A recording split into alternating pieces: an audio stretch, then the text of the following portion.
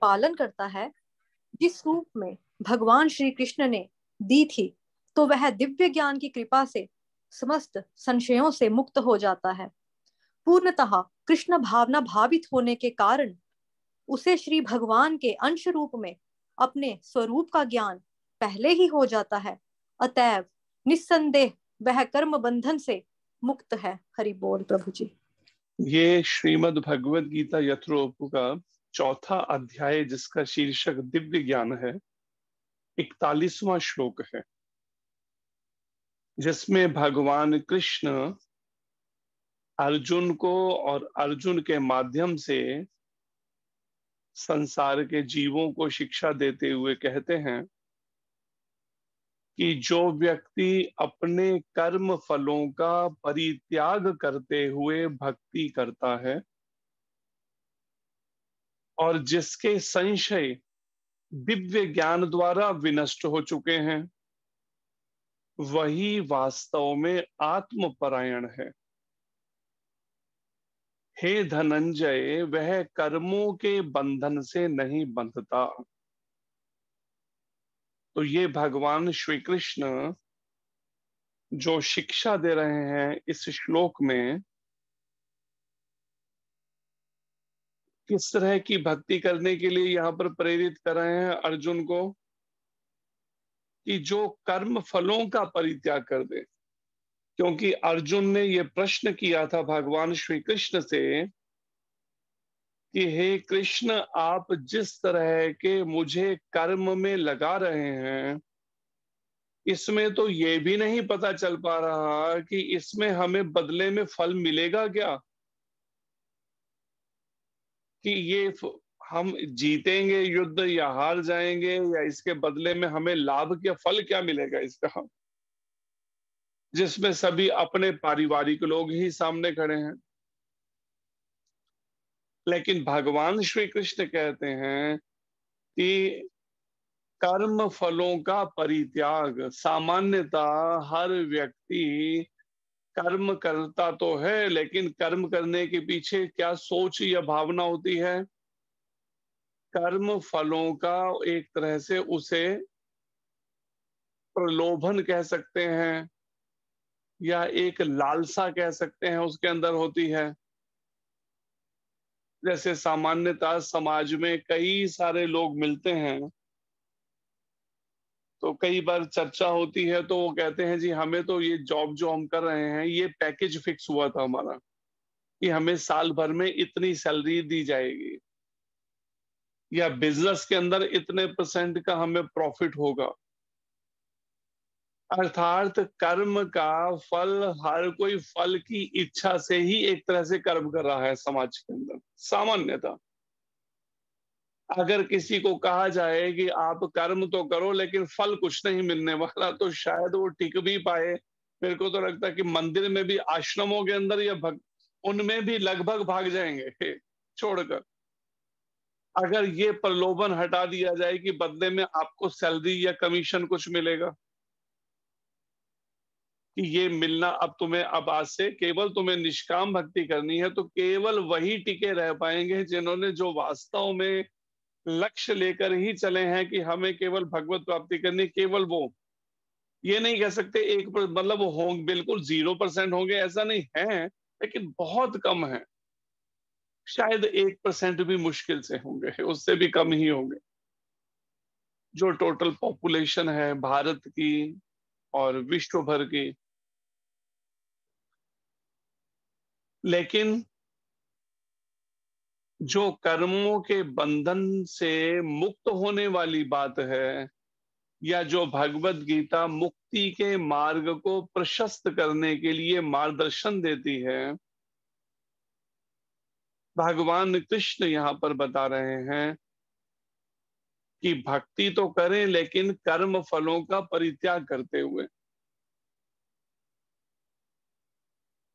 और जिसके संशय दिव्य ज्ञान द्वारा विनष्ट हो चुके हैं, कर्मों के फलों का परित्याग भी वही कर पाएगा जिसके, चलो मान सकते हैं कि पूर्ण रूप से उसके संशय खत्म ना हुए हों, लेकिन दिव्य ज्ञान द्वारा उसको कुछ थोड़ी सी भी आध्यात्मिक जागृति आई है आध्यात्मिक जीवन से संबंधित, तो उसने मन बनाया मैं निष्काम भक्ति करूंगा।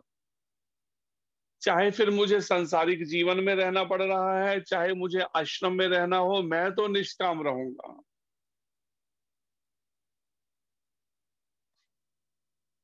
और अब जो लोग पूरी तरह से समर्पित अगर नहीं हो सकते, जो भगवत गीता में भी भगवान 18वें अध्याय के 66वें श्लोक में कह रहे हैं, तो परिणाम प्रभुपाद जी कहते ठीक है 50% से ही शुरू करें, कि 50% वो भगवान के लिए समर्पित कर दें अपने प्रॉफिट को, अपने कर्म फल को, और 50% से अपनी आवश्यकताओं की पूर्ति करें।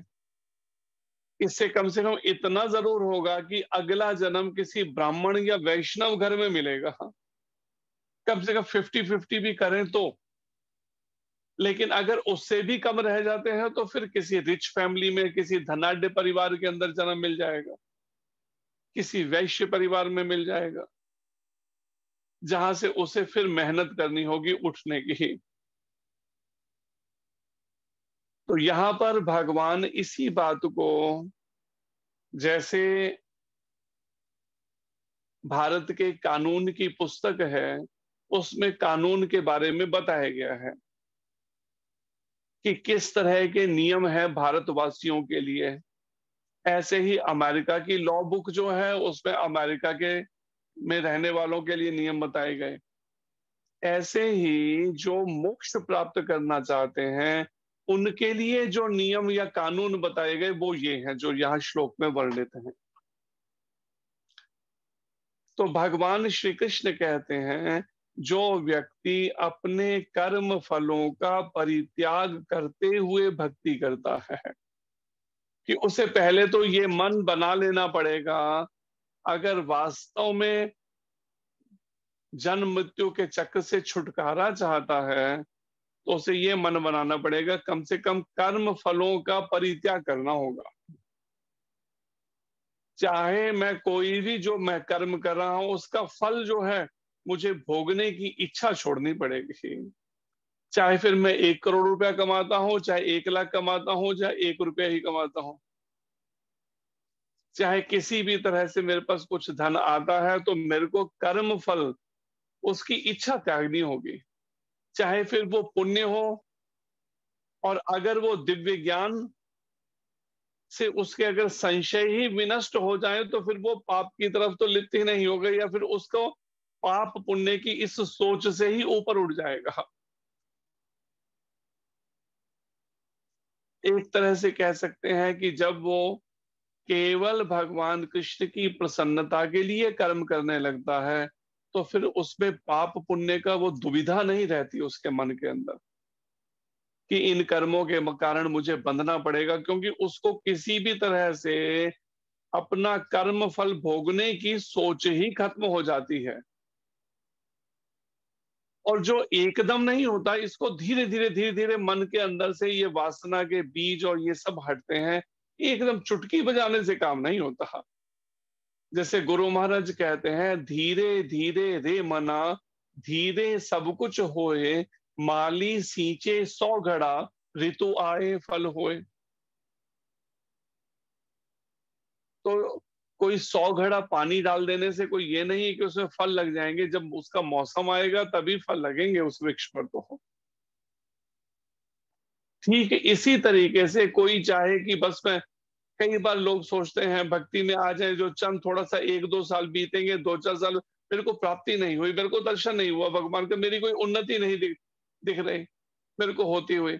लेकिन ये नहीं सोचते हैं कि मैंने क्या क्या पापड़ बेले हैं, जीवन में कर्म किए हैं, उस कर्मों का मार्जन जब तक नहीं होगा, प्रायश्चित जब तक नहीं होगा, तब तक रास्ता खुलेगा, खुले कैसे।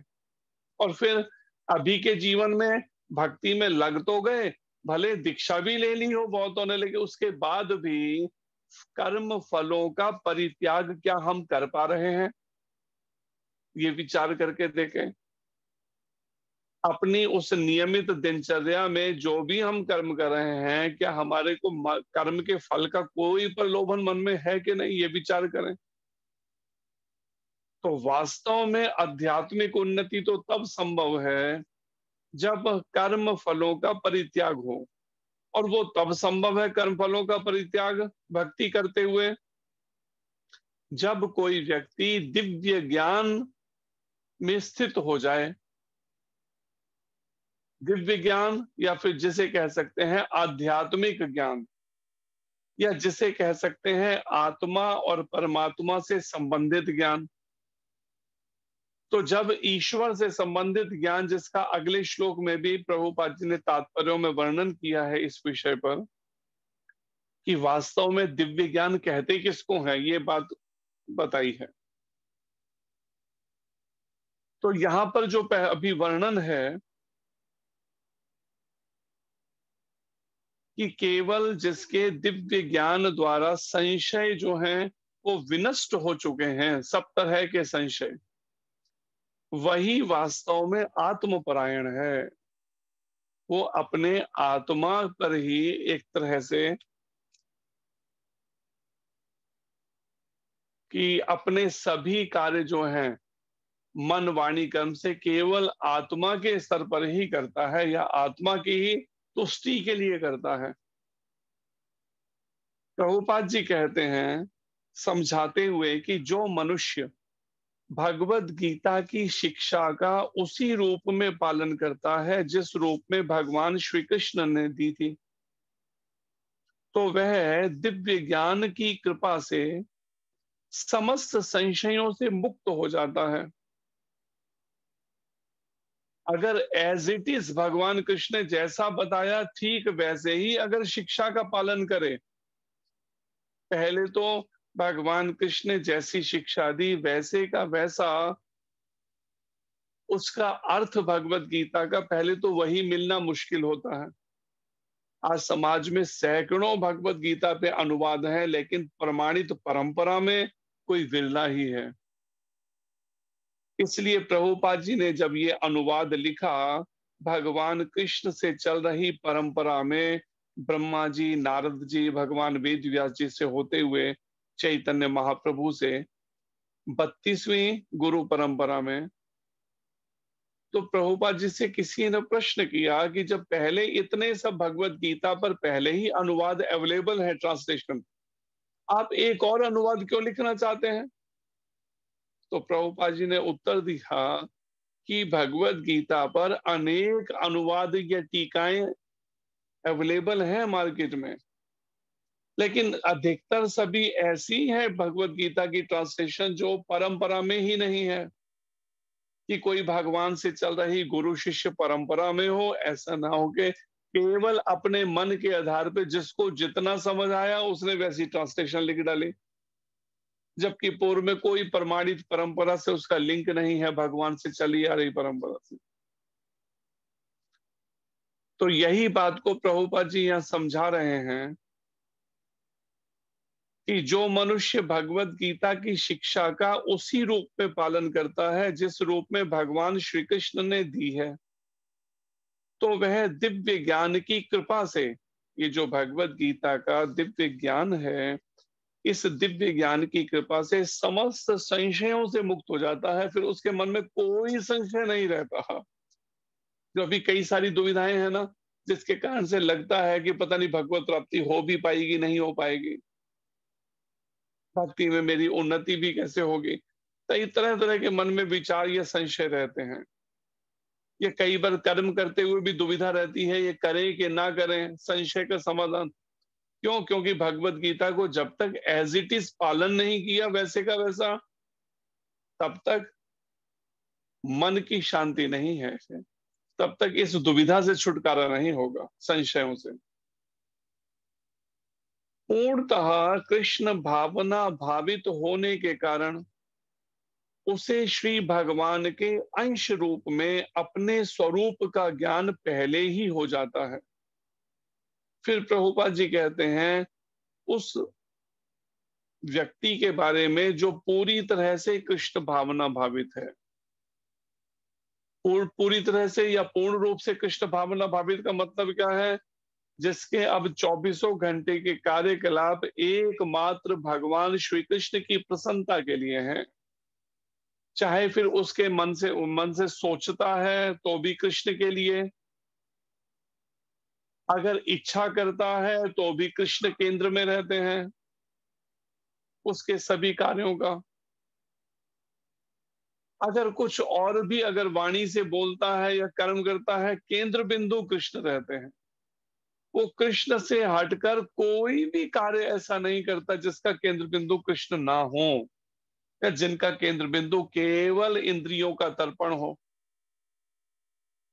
जैसे कई बार समाज में रहते हुए लोग सामाजिक व्यवहारों को निभाने के लिए भी कृष्ण से हटकर अनेक सारे कार्य करते हैं। चाहे रिश्तेदारी निभानी हो,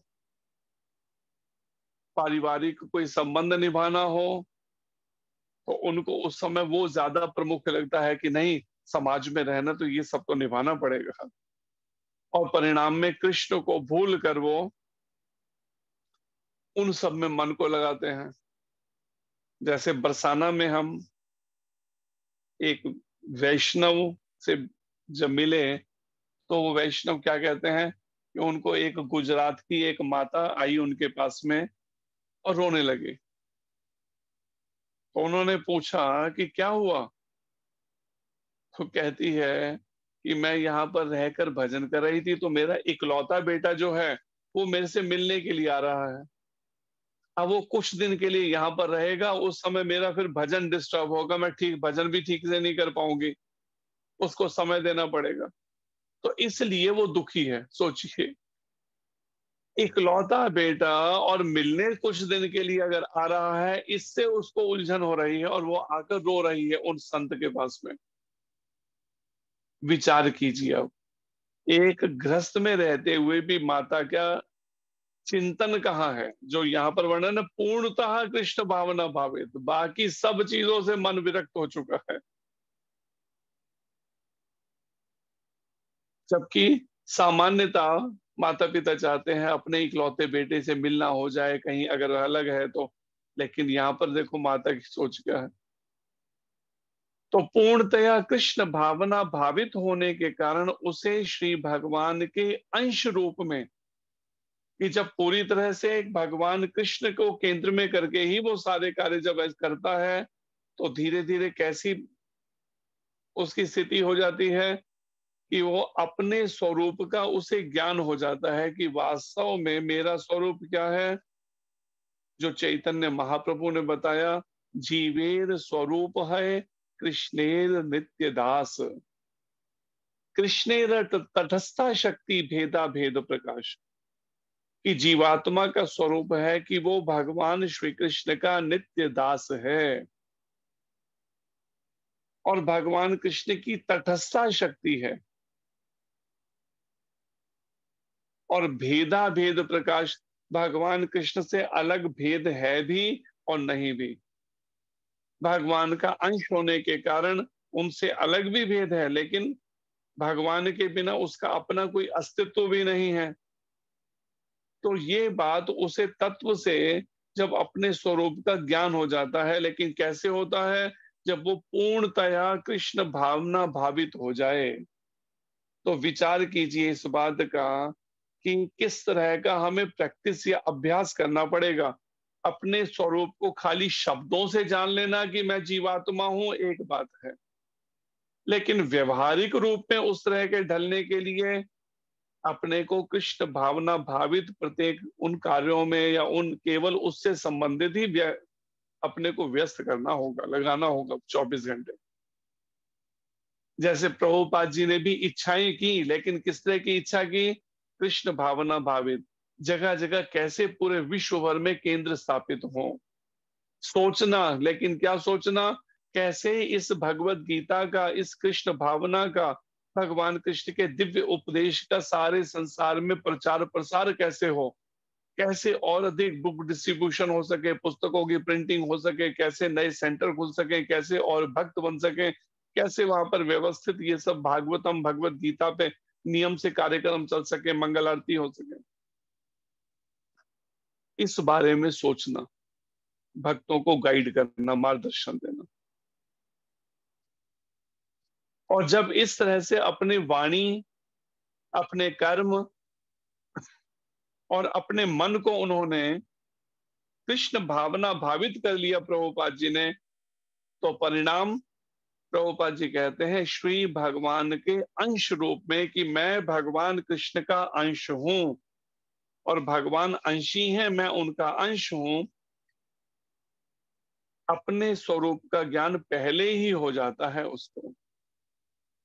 और अगर ये ज्ञान जब किसी को हो गया ना कि मैं भगवान कृष्ण का अंश हूं, तो फिर वो अपने को किसी और का फिर शारीरिक तौर पर और इन सब में अंश नहीं मानेगा, फिर कहीं संबंध उस विचारधारा में मोह या आसक्ति में नहीं पड़ेगा। भले देखने के लिए ऊपर से वो व्यवहार सब करता हुआ दिखे, लेकिन कहीं भी उसकी अटैचमेंट या उसकी आसक्ति नहीं होगी किसी भी संबंध के प्रति, किसी भी वस्तु के प्रति, किसी भी व्यक्ति के प्रति। अतएव निस्संदेह वह कर्म बंधन से मुक्त है। और जब कहीं आसक्ति ही नहीं है, जब भगवान कृष्ण के अंश रूप में ये उसने अपने मन में धारण कर लिया, इसके अलावा वो कोई और रिश्ता नहीं उसको हृदय से मानता है, इसलिए कर्मों का बंधन में नहीं होता। ना उसे पैसे के प्रति आकर्षण है, ना किसी अन्य संबंध के प्रति। तो परिणाम वो सब तरह से भगवत गीता के अनुसार जब कर्म करता है, तो कर्म करते हुए भी उस कर्मों के बंधन में नहीं बंधता। ये बात भगवान कृष्ण यहाँ पर कह रहे हैं। और जिसका सबसे बड़ा उदाहरण तो पहले स्वयं भगवान कृष्ण ही है। अगर आप भगवान कृष्ण के बचपन से लेकर उनके पूरे जीवन जो द्वापर युग के अंत में आए धरती पर, अपने आचरण से सिखा रहे हैं। जिसे चैतन्य महाप्रभु के लिए क्या कहा गया कि स्वयं आचरण करी प्रभु जीवे रे सिखाए। अपने आचरण से सिखा रहे हैं। सारे रिश्ते हैं, संबंध हैं, भगवान कृष्ण सब रिश्ते निभा रहे हैं, लेकिन निभाते हुए भी हर व्यक्ति वस्तु हर एक से डिटैच हैं, अनासक्त हैं। जिसका उदाहरण एक बार पहले तो 16,108 रानियों से विवाह किया, पूरी द्वारिका नगरी बसाई, और फिर एक समय क्या किया, उस पूरी द्वारिका नगरी को समुद्र में डुबो दिया। अगर उनकी आसक्ति होती, क्या वो उसे समुद्र में डुबोते? अब विचार कीजिए। और 16,108 रानियों में भले वो सोचती हो कि कृष्ण हम में आसक्त हैं, लेकिन ये बात भी वो समझती थी कि इतना सब हम करते हैं उनके लिए, केवल उनकी प्रसन्नता, उसके बाद भी उनकी कहीं भी आसक्ति नहीं है।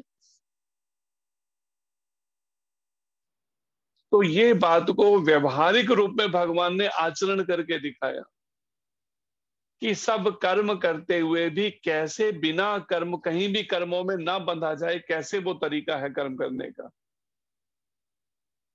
कैसे अनासक्त होकर कर्म किया जाए। और फिर चैतन्य महाप्रभु के रूप में जब भक्त के रूप में आए, तो आचरण करके भी दिखा दिया उसी सब का कि पिता भी हैं, माता भी हैं, धर्मपत्नी भी है, लेकिन उसके बाद भी कृष्ण भावना भावित होने से, कृष्ण को केंद्र में रख के भगवान कृष्ण की भक्ति के प्रचार के लिए ये बात हृदय में दृढ़ कि जब सभी भगवान के अंश हैं, तो भगवान हर परिस्थिति में सभी की रक्षा, मेरी भी रक्षा करेंगे और इन माता की, धर्म पत्नी की, सबकी रक्षा कृष्ण करेंगे। और कृष्ण पर आश्रित रहते हुए उन सबको कृष्ण के भरोसे ही उनको वो कर दिया, छोड़ के खुद प्रचार के लिए निकल पड़े। तो स्वयं आचरण करा इस बात का कि अगर वास्तव में कृष्ण प्रेम प्राप्त करना है, भगवत प्राप्ति करनी है, तो उसको अपने मन को कैसा ढालना पड़ेगा अनासक्त भाव से, ये बात समझने वाली है। लेकिन जब तक मेरे मन में आकर्षण बना है कर्म फलों का, तब तक संभव नहीं है इस कर्मों के बंधन से छूटा जा सके। इसलिए आवश्यकता है यहाँ पर जो वर्णन है दिव्य ज्ञान की, जो ये 42वां इस अध्याय का आखिरी श्लोक है। तस्माद् ज्ञान संभूतम हृदयस्थम ज्ञानासिनात्मनः छित्त्वेनं संशयं योगम उत्तिष्ठ भारत। भगवान कृष्ण कहते हैं, अतएव तुम्हारे हृदय में अज्ञान के कारण जो संशय उठे हैं उन्हें ज्ञान रूपी शस्त्र से काट डालो। हे भारत, तुम योग से समन्वित होकर खड़े हो और युद्ध करो। और भगवान कृष्ण अब इस अध्याय के आखिर में अर्जुन को क्या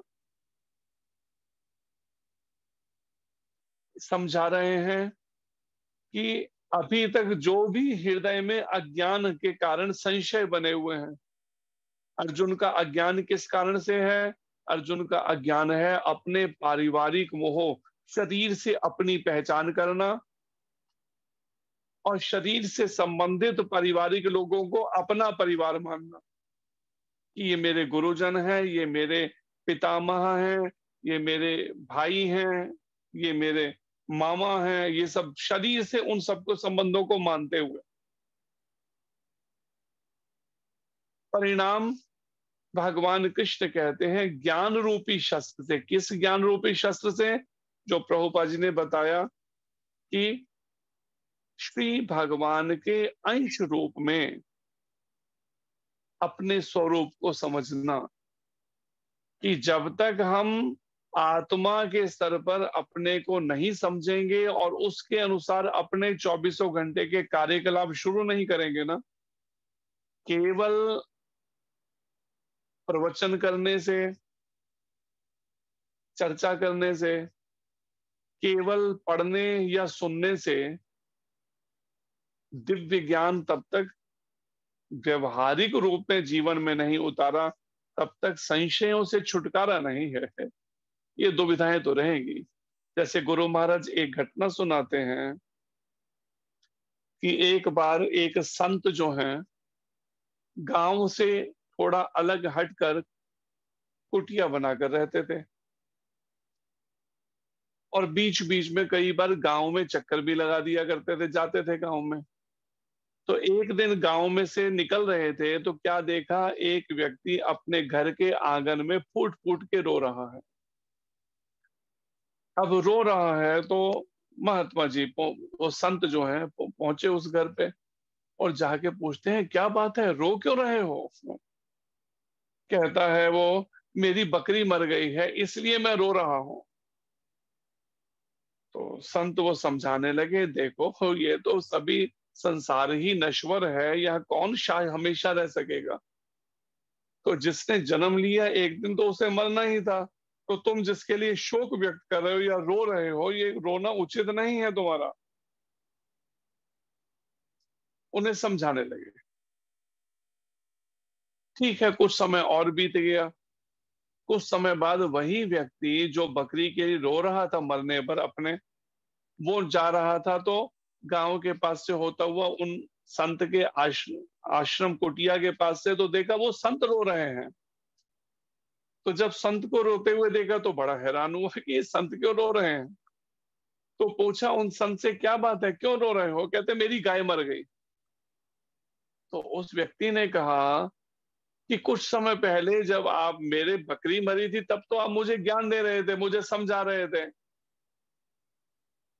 कि ये तो सब संसार जो है नश्वर है और यहाँ कोई भी हमेशा रहने वाला नहीं सब, लेकिन आज आप रो रहे हैं, बड़ी हैरानी की बात है। तो वो संत क्या जवाब देते, कहते बकरी तो तुम्हारी थी लेकिन गाय तो मेरी है ना। तो ये बात को यहाँ समझना है, जिसे गुरु महाराज कहते हैं, पर उपदेश कुशल बहु तेरे, जे नर आचरण ते नर न घनेरे। कि उपदेश देने वालों की तो आज बहुत हैं, बहुत तेरे, लेकिन जो आचरण भी करते हो ऐसे बहुत अधिक नहीं है, बहुत थोड़े हैं ऐसे लोग, संत या ऐसे भक्त। तो यहाँ पर यही बात को भगवान कृष्ण भी समझा रहे हैं कि तुम्हारे हृदय में अज्ञान के कारण जो संशय उठे हैं उन्हें तुम ज्ञान रूपी शस्त्र से काट डालो। क्योंकि पहले दूसरे अध्याय के 11वें श्लोक में भगवान कृष्ण ने अर्जुन को थोड़ा डांट भी लगाई, कह लीजिए। क्या कहा? अशोचान अनुशोचस्त्वम प्रज्ञावादांश्च भाष्ये गसासोन गतासो नश्च नानु शौचंति पंडितः। भगवान कृष्ण कहते हैं अर्जुन बातें तो बड़ी ज्ञानियों की करता था तो, लेकिन आज जब तेरे को व्यवहारिक रूप में आचरण करने का समय आया धर्म के अनुसार, तो परिणाम में आज तेरा व्यवहार ही कुछ और है। तो मोह के कारण आंसू बहा रहा है, कहते मैं युद्ध नहीं करूंगा, रथ के पिछले भाग पर बैठ गया। परिणाम भगवान कृष्ण शिक्षित कर रहे हैं कि कैसे इस ज्ञान रूपी शस्त्र से, कि अगर मैं जीवात्मा हूं तो मुझे इस जड़ वस्तुओं में, इस संसार में और शरीरों में अपने मोह को, आसक्ति को हटा देना चाहिए, इस अज्ञान को, कि वास्तव में ये संसार अगर नश्वर है तो मुझे कहीं आसक्ति नहीं रखनी है, कहीं मोह नहीं बनाना। या फिर जब मैं जीवात्मा हूं तो मुझे ये शारीरिक स्तर पर केवल विषय वासनाओं में मन का जो आकर्षण है, इस आकर्षण से अपने को अलग करना है, अपने को ऊपर उठाना है। केवल उस शरीर जो मांस हड्डी रक्त मज्जा मल मूत्र की थैलियां हैं, लेकिन जब तक मेरा चिंतन शरीर से संबंधित है, ये स्त्री पुरुष आकर्षण इस संसार में से कहा गया है, ऐसे ही है जैसे किसी, प्रभुपाद जी कहते हैं, किसी कैदी को सलाखों के पीछे हथकड़ियां लगा के रखा जाता है जेल में, ऐसे ही इस संसार रूपी जेल के अंदर पुरुष को स्त्री रूपी हथकड़ी लगाई जाती है। तो ये स्त्री पुरुष आकर्षण क्या है? एक तरह की ये हथकड़ी है, किसमें बार बार के जन्म मृत्यु जरा व्याधि के चक्र में फंसे रहो। कब तक? जब तक इस दिव्य ज्ञान को व्यवहारिक रूप नहीं देते, जीवन में उतारते, कि मैं अगर भगवान श्री कृष्ण का अंश हूं तो मुझे उस अंशी की सेवा में अपने को 24 घंटे मन वाणी कर्म को लगाना है। फिर मुझे इंद्रियों के तर्पण में, मन की प्रसन्नता के लिए मुझे फिर कर्म नहीं करने हैं, अपने मन इंद्रियां या बुद्धि की प्रसन्नता के लिए। सामान्यतः लोग इंद्रियों के या मन के, बुद्धि, इसी के लिए वो कर्मों को करते रहते हैं। चलो ऐसा करते हैं, थोड़ी देर सिनेमा हॉल चलते हैं कुछ फिल्म देखने के लिए, सभी आए हैं, चलो चलो घूमने, कुछ पिकनिक मनाने चलते हैं। क्या सोच क्या है? इंद्रियों का तर्पण करने की सोच। तो यहां पर इस बात को समझना होगा कि भगवान कृष्ण केंद्र में हो, इस तरह से कृष्ण भावना भावित कर्मों के द्वारा ही केवल दिव्य ज्ञान में स्थित हुआ जा सकता है। अन्यथा जन्म मृत्यु जरा व्याधि दुख दोषानुदर्शनम, बार बार जन्म, बार बार मृत्यु, बुढ़ापा और बीमारी का चक्र जो है, इससे छूट नहीं सकेंगे। जल्दी से तात्पर्य पढ़ दीजिए इसका, आखिरी श्लोक का।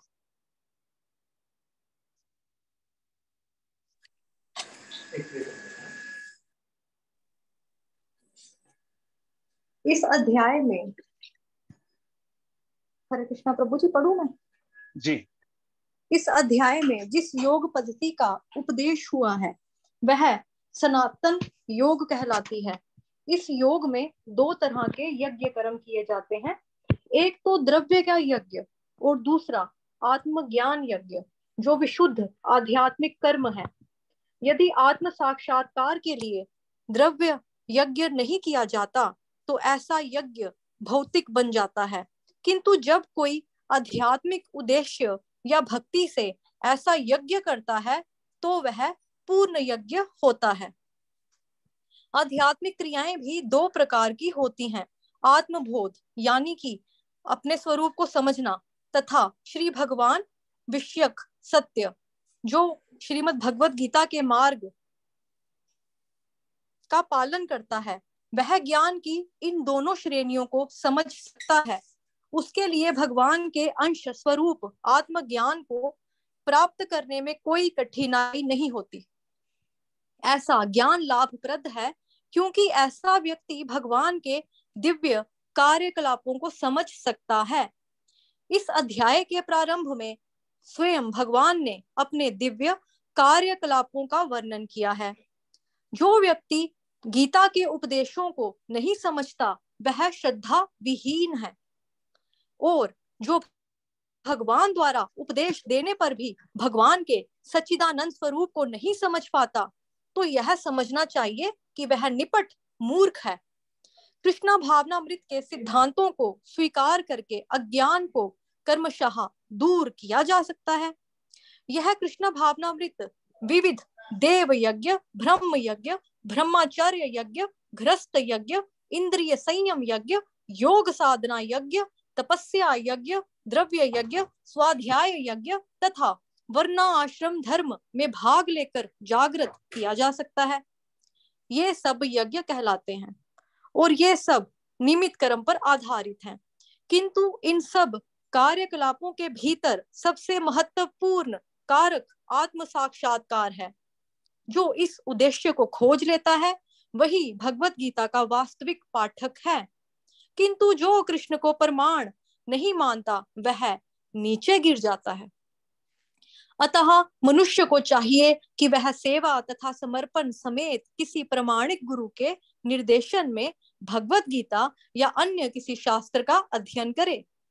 प्रमाणिक गुरु अनंत काल से चली आने वाली परंपरा में होता है और वह परमेश्वर के उन उपदेशों से तनिक भी विपथ नहीं होता जिन्हें उन्होंने लाखों वर्ष पूर्व सूर्यदेव को दिया था और जिससे भगवत गीता के उपदेश इस धराधाम में आए। अतः गीता में ही व्यक्त श्रीमद् भगवत गीता के पथ का अनुसरण करना चाहिए और उन लोगों से सावधान रहना चाहिए जो आत्मश्लाघावश अन्यों को वास्तविक पथ से विपथ करते रहते हैं।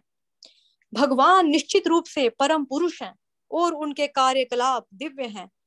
जो इसे समझता है वह भगवत गीता का अध्ययन शुभारंभ करके ही मुक्त होता है। इस प्रकार श्रीमद् भगवत गीता के चतुर्थ अध्याय दिव्य ज्ञान का भक्ति वेदांत तात्पर्य पूर्ण हुआ। हरि बोल प्रभु जी।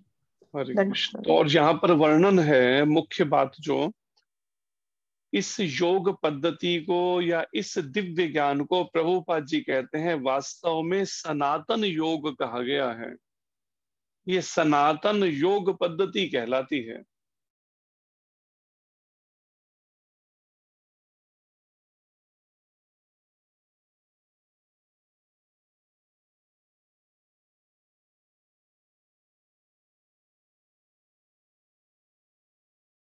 इच्छाओं की पूर्ति के अंदर, लेकिन वास्तव में योग का मतलब है सनातन योग पद्धति। और वो क्या है, प्रभुपाद जी यह समझा रहे हैं। योग में दो तरह के यज्ञ कर्म किए जाते हैं। एक तो द्रव्य का यज्ञ। द्रव्य का यज्ञ क्या है, जैसे अगर किसी के पास में अगर कुछ धन है, संपत्ति है, तो उसको आध्यात्मिक कर्मों में लगाना। जैसे प्रभुपाद जी ने प्रेरित किया, जो कई सारे अंग्रेज प्रभुपाद जी से जुड़ते चले गए, तो प्रभुपाद जी ने क्या किया, उनसे द्रव्य यज्ञ करवाया कि भगवत गीता की प्रिंटिंग में, उन धर्म ग्रंथों की प्रिंटिंग में उसको लगाया जाए। जैसे एक अंग्रेज भक्त मुंबई में था, मंदिर में सेवा करता था। तो एक दिन प्रभुपाद जी ऑफिस में बैठे हुए थे अपने मुंबई के इस्कॉन जू के मंदिर के। तो वो भक्त आया, अंग्रेज भक्त, और आकर प्रभुपाद जी की टेबल पर $5000 का, अमेरिकन डॉलर का चेक रख दिया। जबकि ये बिल्कुल शुरुआत की उस समय की स्थिति थी जब प्रभुपाद जी के पास में अभी धन की काफी कमी थी, प्रचार कार्य के लिए बहुत धन चाहिए था। तो प्रभुपाद जी ने देखा $5000। तो प्रभुपाद ने पूछा उस अंग्रेज भक्त से कि भाई ये पैसे कहाँ से आए। तो कहता है अमेरिका से मेरे माता पिता जो हैं उन्होंने भेजे हैं। उनको पता चला कि मुझे कैंसर है, तो उन्होंने कैंसर का ऑपरेशन कराने के लिए मेरे को ये $5000 भेजे। लेकिन प्रभुपाद एक दिन तो इस शरीर ने मरना ही है, और इस समय भगवत गीता की प्रिंटिंग के लिए पैसे की आवश्यकता भी है काफी, तो इसलिए आप इस पैसे को उसमें लगा लें भगवत। तो प्रभुपाद जी की आंखों में आंसू आ गए। प्रभुपाद जी सोचने लगे, देखो ये वो अंग्रेज लोग हैं जो एक समय हिप्पी बने हुए थे, पूरी तरह से केवल नशे और इन सब में हो रखे थे, और आज देखो जैसे ही उनके हृदय में सोई हुई कृष्ण भावना जागृत हुई, तो देखो आए उसके इलाज के लिए, लेकिन कहता है इसे भगवत गीता की प्रिंटिंग में लगा दीजिए। प्रभुपाद जी ने वो चेक उसको वापस किया, कहा कि नहीं तुम इससे अपना ऑपरेशन ही कराओ। लेकिन उसने फिर दोबारा आंखों में आंसू भर के प्रभुपाद जी को फिर चेक वापस किया। प्रभुपाद ने फिर एक बार उसको पकड़ाया, लेकिन उसने फिर वापस कर दिया, नहीं लिया चेक। और परिणाम, अब जब उसे पता चल चुका था कि अब मेरे को थोड़े ही समय में और हूं, कभी भी शरीर छूट जाएगा, तो उसने क्या करना, पर मंदिर में सेवा करनी।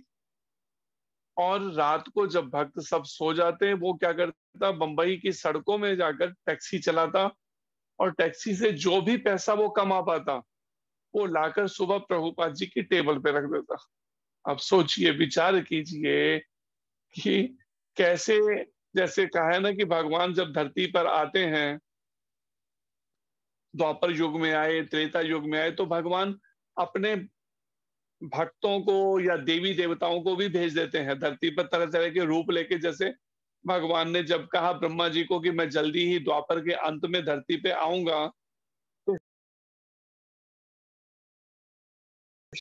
समय देवी देवताओं को कि पहले से तुम इन सब देवी देवता जो है ये पहुंच जाए वहां पर, अलग अलग परिवारों में, यदुवंश के अंदर, वृष्णि वंश के अंदर, और मैं जब आऊं तो फिर मेरे साथ में सब लीला में सहयोग करें मिलकर।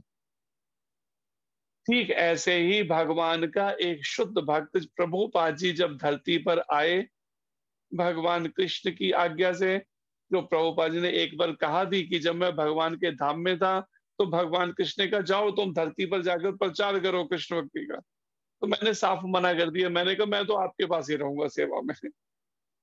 तो भगवान कृष्ण ने कहा नहीं तुम जाओ, बाकी सब इंतजाम मैं कर दूंगा। तो देखिए कैसे प्रचार कार्य में भगवान कृष्ण ने इंतजाम किया कि प्रभुपाद जी तो प्रकट हुए बंगाल में, लेकिन भक्ति पूरे संसार में फैलानी थी, तो उस तरह की भक्त आत्माओं को पूरे विश्व भर के अंदर भेज दिया।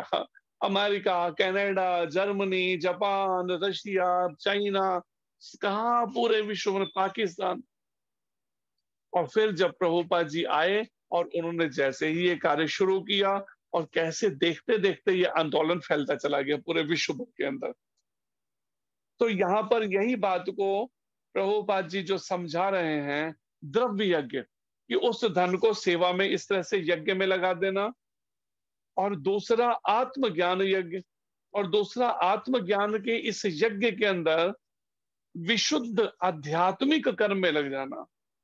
ऐसा कर्म जो पूरी तरह से कृष्ण भावना भावित है, बिल्कुल विशुद्ध आध्यात्मिक कर्म। यदि आत्म साक्षात्कार के लिए द्रव्य यज्ञ नहीं किया जाता, अगर कोई व्यक्ति खूब पैसा तो कमा रहा है, उसके पास खूब धन संपत्ति तो है, लेकिन भगवान के लिए नहीं है, सेवा के लिए, ये तो सब मेरी और मेरे परिवार, पत्नी, बच्चों के साथ भोगने के लिए है तो संपत्ति, तो प्रभुपाद जी कहते तो फिर वो पूरी तरह से भौतिक ही फिर रहेगा, वो फिर आध्यात्मिक नहीं हो सकता। फिर तो कर्म बंधन उसको भोगना ही पड़ेगा, जो भी वो कर्म करेगा फल भोगो।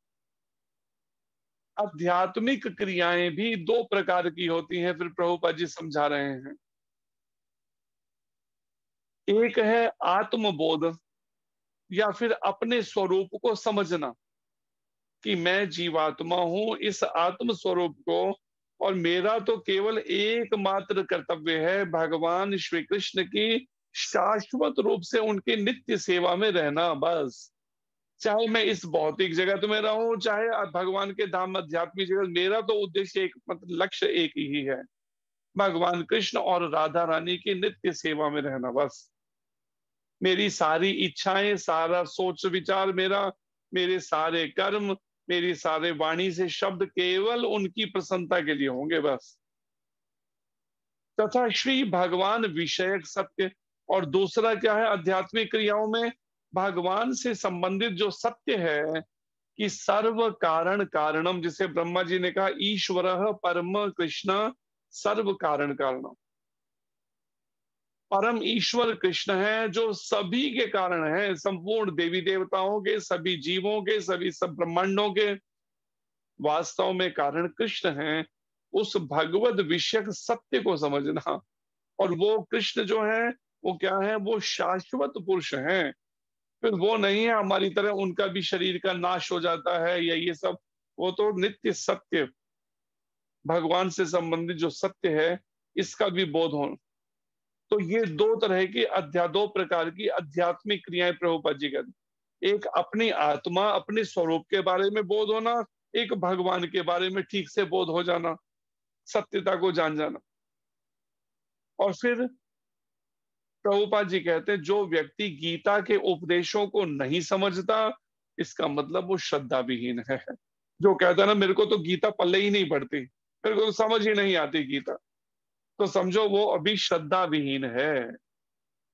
और जो भगवान द्वारा उपदेश देने पर भी भगवान को सच्चिदानंद स्वरूप नहीं समझ पा रहा कि वास्तव में भगवान कृष्ण ही सच्चिदानंद स्वरूप हैं, जो इस तरह के समाज में है कि हाँ कृष्ण जो कह रहे हैं वो अपने लिए नहीं कह रहे, वो तो अपनी आत्मा के लिए कह रहे हैं, वो तो परमात्मा जो उनके हृदय में, वो इस तरह से मनगढ़ंत अर्थ करना या भगवान कृष्ण के दिव्य शरीर को सच्चिदानंद ना मानना, इसका मतलब वो निपट मूर्ख है। प्रभुपाद जी कहते उसे समझना चाहिए। और फिर आगे प्रभुपाद जी कहते हैं कृष्ण भावना अमृत जो है, इसके सिद्धांतों को स्वीकार करके अज्ञान को कर्मशः धीरे धीरे दूर किया जा सकता है। अगर हम जीवन में अब मन बना ले कि मुझे अपने सभी मन वाणी कर्म से कृष्ण भावना भावित कर्म करने हैं, तो परिणाम इससे हम धीरे धीरे इस अज्ञान से, जो हमारे दिमाग में मैं और मेरे का भरा हुआ है ना, अहंता और ममता का अज्ञान, ये धीरे धीरे दूर हो जाएगा, ये सारा अज्ञान। सोचिए कहाँ ये अंग्रेज लोग कैसे जीवन जी रहे थे देहात्म बुद्धि का, और कैसे वो सब कुछ छोड़ के मायापुर वृंदावन और जगह जगह आके कहा केवल भक्ति में लगे हैं, अपने परिवार और सब उनको भूल कर। तो ये क्या है, ये वही बात जो यहाँ कही जा रही है। कृष्ण भावना अमृत के सिद्धांतों को जैसे ही उन्होंने प्रभुपाद जी के बताए अनुसार स्वीकार किया, और उन सिद्धांतों में एक तो 4 नियमों का दृढ़ता पूर्वक पालन करना, कोई अभक्ष भक्षण नहीं, जो भी खाना है भगवान को भोग लगा के खाना, किसी तरह का नशा नहीं, और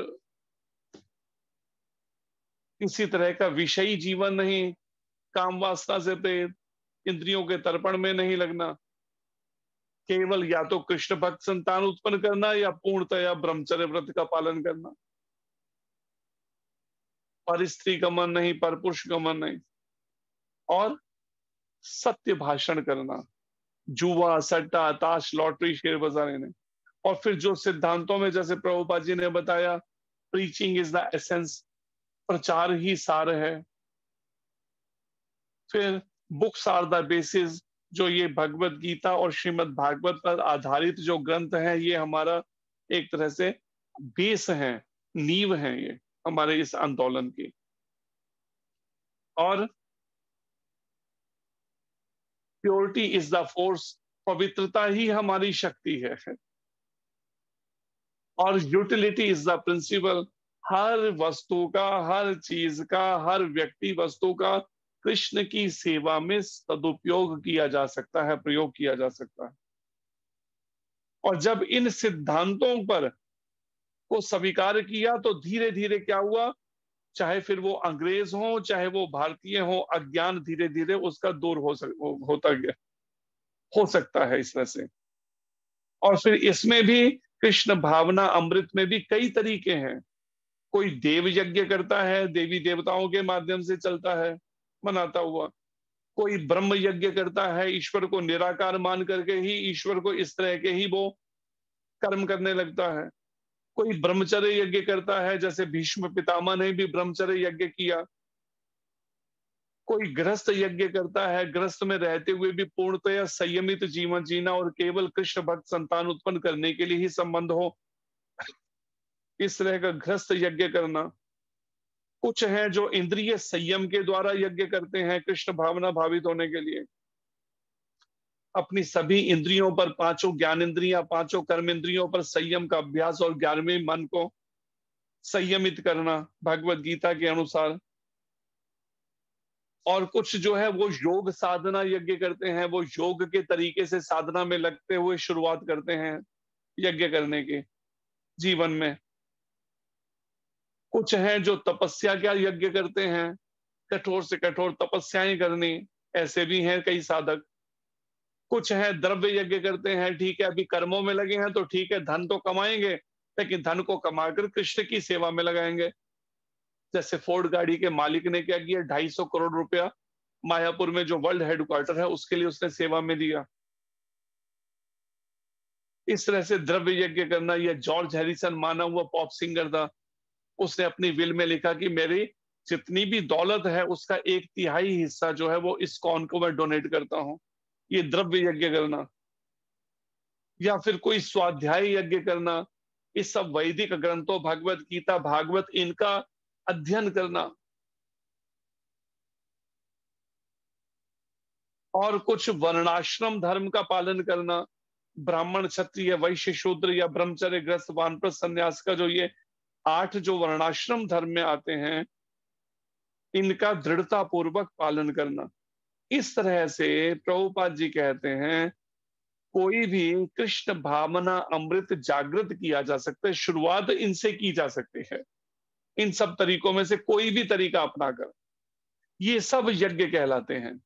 और ये सब नियमित कर्म पर आधारित हैं कि हमें नियमित जो अपने 24 घंटे की दिनचर्या में जो भी कर्म करने हैं फिर उस पर आधारित होने चाहिए।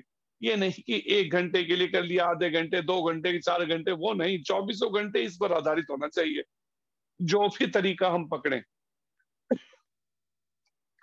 किंतु इन सब कार्यकलापों के भीतर सबसे महत्वपूर्ण कारक क्या है?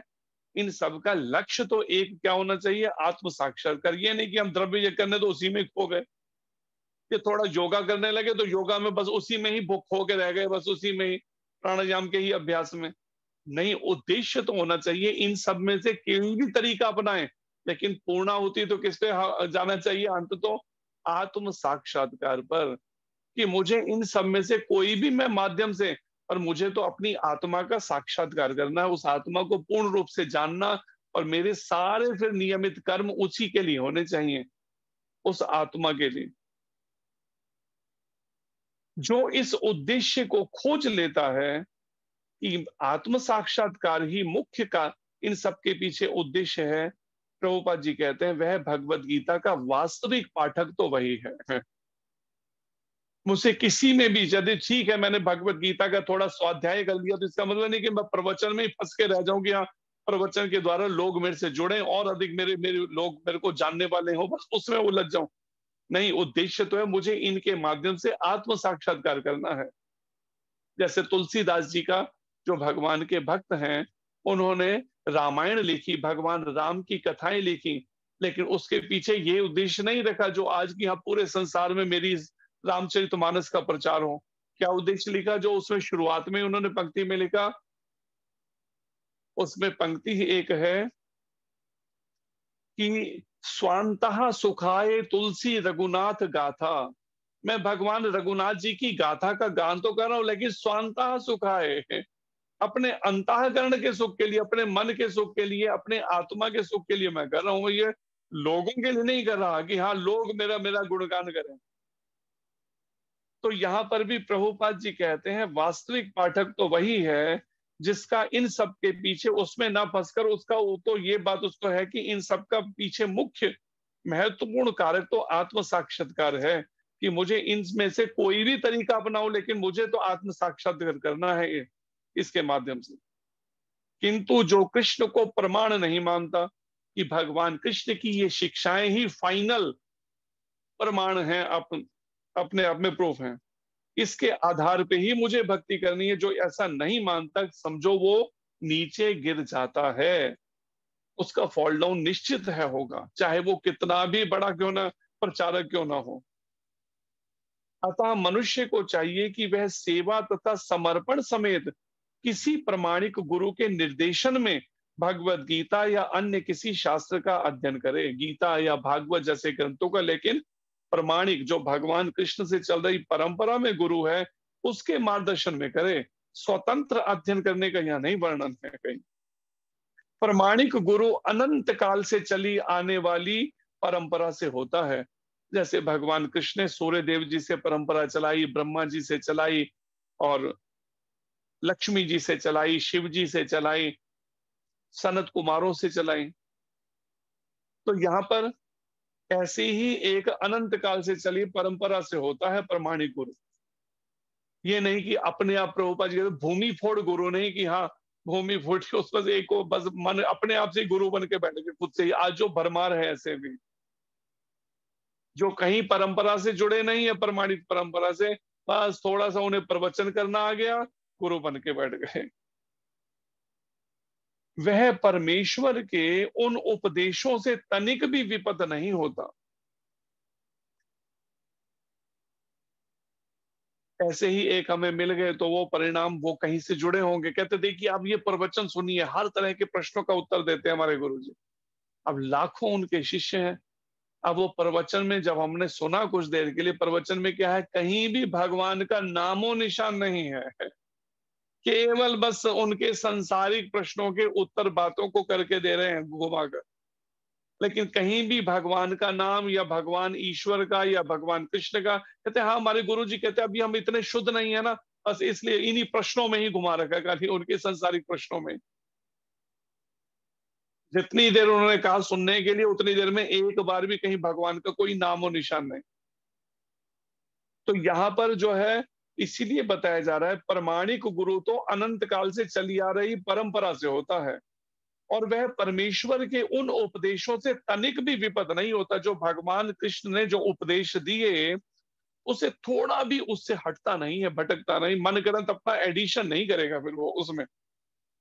ठीक है, भगवान कृष्ण ने कहा उस समय ये स्थितियां रही होंगी जो प्रवचन के उपदेश दिया अर्जुन को, लेकिन अभी तो चलो थोड़ी सी तो सैलरी कमीशन ले ही लेना चाहिए। आज ये सब चल रहा है जगह जगह, बाहर भी और अंदर भी ये हालत हो रही है।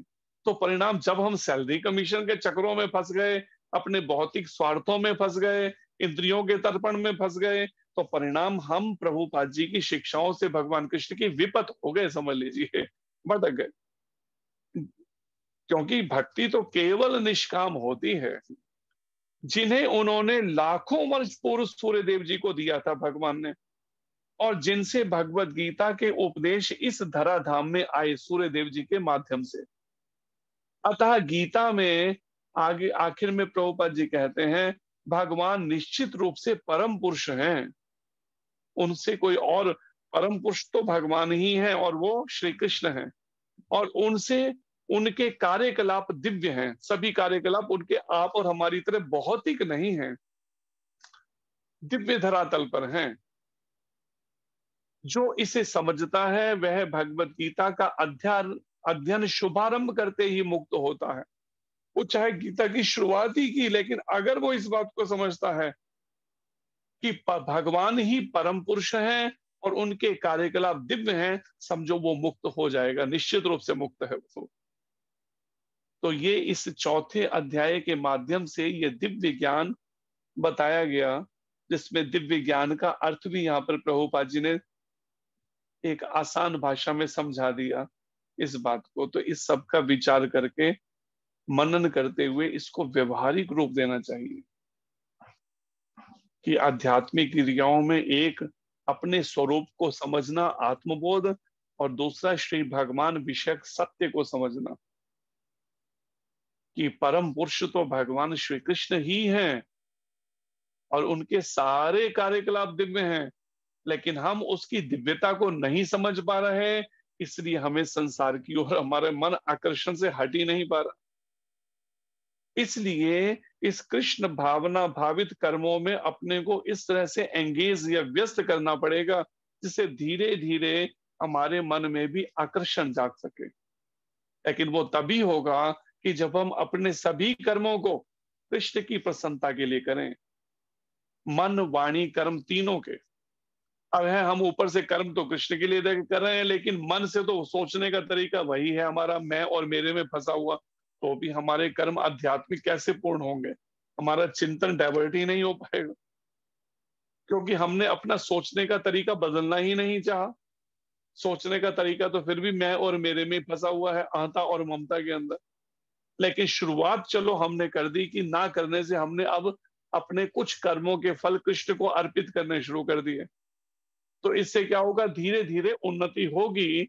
लेकिन अगर हम इसे गंभीरता पूर्वक मन वाणी कर्म से पूरी तरह से लग जाएं, तो एक ही जन्म में भगवत प्राप्ति निश्चित रूप से की जा सकती है। कहीं शास्त्र में नहीं लिखा कि इतने करोड़ जन्म लगा के ही भगवान मिलते हैं और एक जन्म में नहीं मिल सकते। जिसका प्रमाण है परीक्षित महाराज 7 दिन में भगवत प्राप्ति, जिसका प्रमाण है ध्रुव महाराज लगभग 6 महीने में भगवत प्राप्ति, जिसका प्रमाण है राजा खटवांग लगभग कुछ मिनटों में ही भगवत प्राप्ति की।